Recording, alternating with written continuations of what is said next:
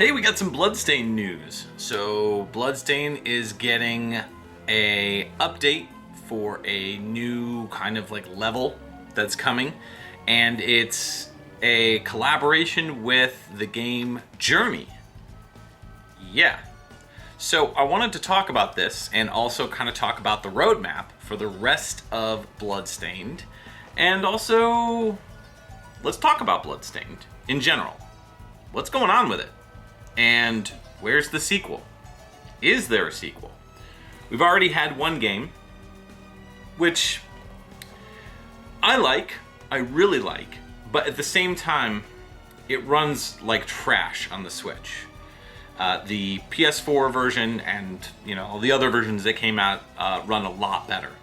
But I have been kind of holding off on beating the game just because I wanted to wait for all the stuff to come out for it, and it just hasn't. This roadmap is surprisingly long as far as the development, but is that a good or a bad thing? We're going to talk about it. Personally, I am more of a fan of these two games right here. This is my bread and butter. Bloodstained Curse of the Moon 1 and 2. Yeah. Classic Castlevania is what I'm all about. The newer, Symphony of the Night style stuff is still great, but if I want to go to Bloodstained, I go with these two. So let's talk about this information about this Journey collaboration. So Journey is a game that released like 10 years ago on PlayStation 3, and it got rave reviews at the time. It's kind of a critical darling in a lot of ways, but why now? We did recently have Child of Light, which is also kind of an older game. As far as content goes, you got to play as Aurora, which I talked about in the previous video. And the roadmap itself has been pretty all over the place. So let's kind of dive into Journey first, and then we'll talk about the roadmap. So first off, in order to access this brand new location, you'll need to have freed Jeeble, and you'll also need access to the Den of Behemoths. And once that is all wrapped up, then you'll get a brand new area that will show up on the map's location, and then you can enter into this new area. I guess it's got some sort of a dragon character that if you defeat it, then you'll be able to get a special weapon. Part of the reason why this happened is because the developers for Bloodstained are actually really big fans of the game Journey, which is cool. And I guess they also liked Child of Light. I guess my concern is more in terms of comparison of tones. Bloodstained and Castlevania have both been these more gothic horror influenced styles. Castlevania in particular was inspired by Hammer horror films and the Universal horror movies, like the monster movies, Wolfman, Dracula, Frankenstein, that whole thing. And so it's strange to see Bloodstained take on these more obscure characters and obscure collaborations. I can't necessarily say that I'm a fan of it, truth be told. I would have rather them go with something that's, one, a little bit more current, and two, something that, I don't know, feels a little bit more in line with the Castlevania legacy, or the Bloodstained legacy, if you will. When you're exploring Bloodstained, Ritual of the Night, you tend to find a lot of the things that you would find in like a Castlevania game. Everything's very demon influenced.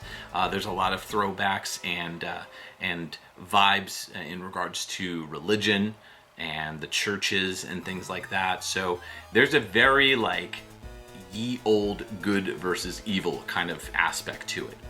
So is this something that I'll check out and play? Yeah, sure. Is it something that I want to see from Bloodstained going forward, though? I'm going to say no. Personally, I'd kind of prefer them to stay in their wheelhouse. This is almost like if you're playing a Castlevania game, for example, and all of a sudden you see Mega Man. Now, I love Mega Man, but Mega Man's world doesn't really fit in with Castlevania's world.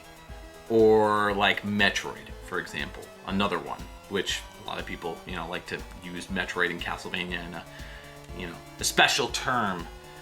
What was that called again? Oh yeah, well, you know what I'm saying. But I don't know, I feel like these worlds that they're introducing kind of clash.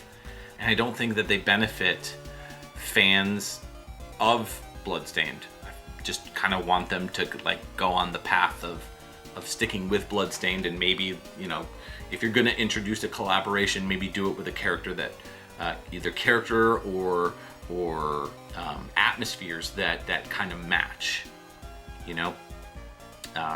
Blaster Master is not the same as Castlevania for a very good reason, and so I'd prefer them to stay with that horror vibe that they've got going on.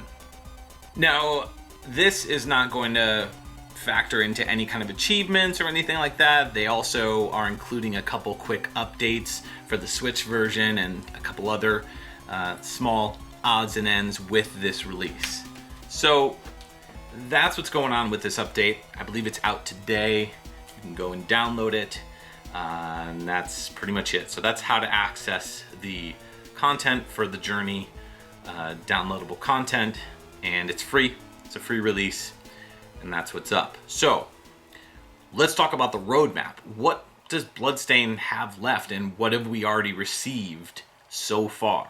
So regarding the roadmap, we've already received multiple characters such as Zangetsu, Bloodless, and Aurora.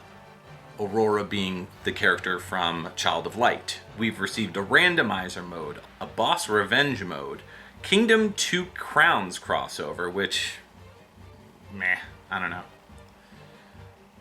Classic mode, which I personally really liked, and this newest crossover mode.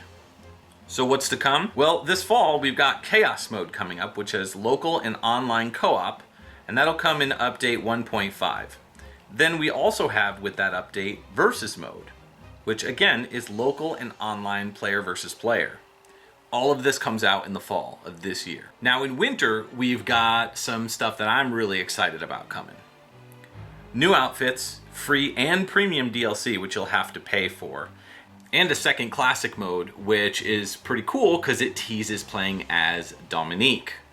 So that's what's coming in the future.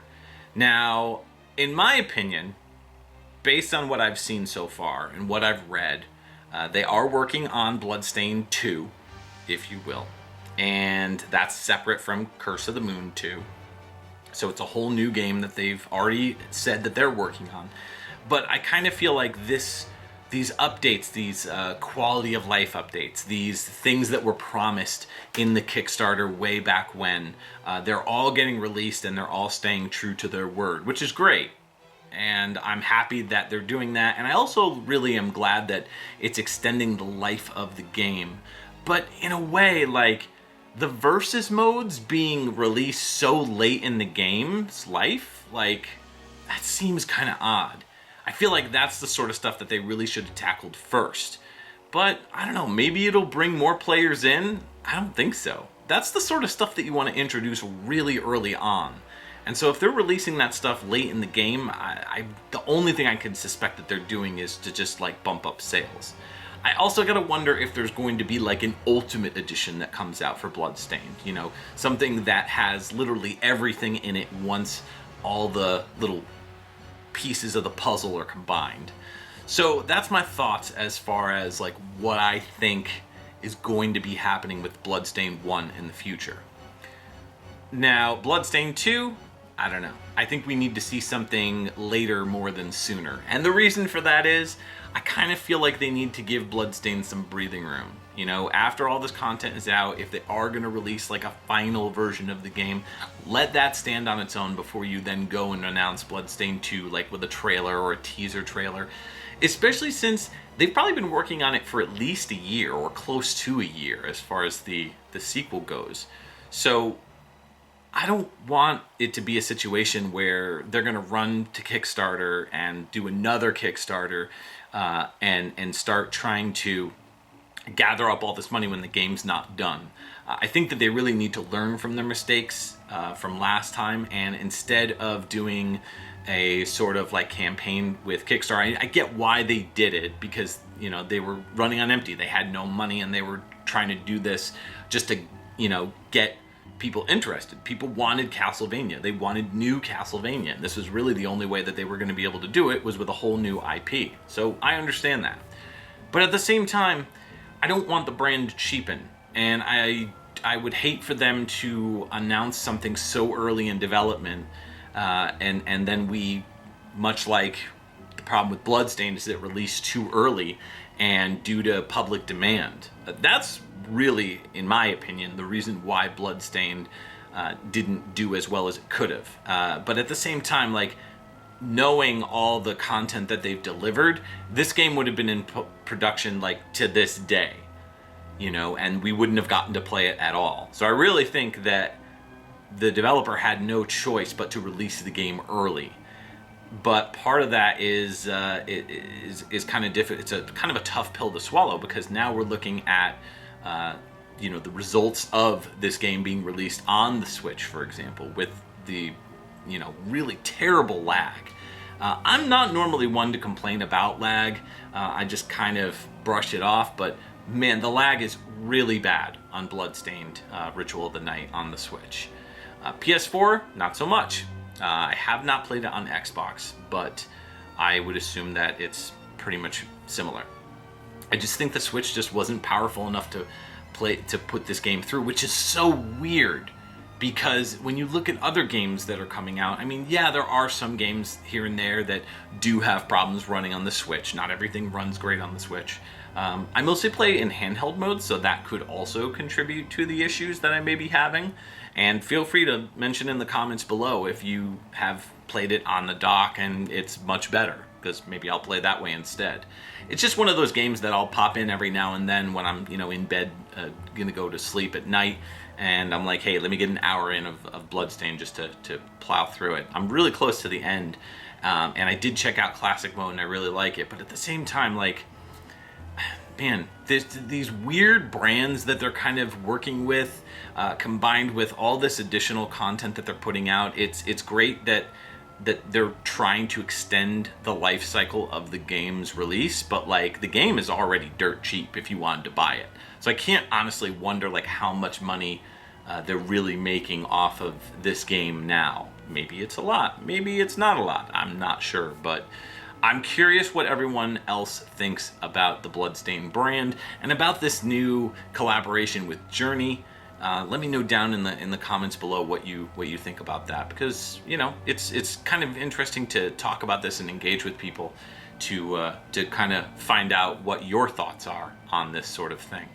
Do you think that Bloodstained 2 is going to change things for the developer, who I believe is Artplay, if I recall? That's the company that Iga founded.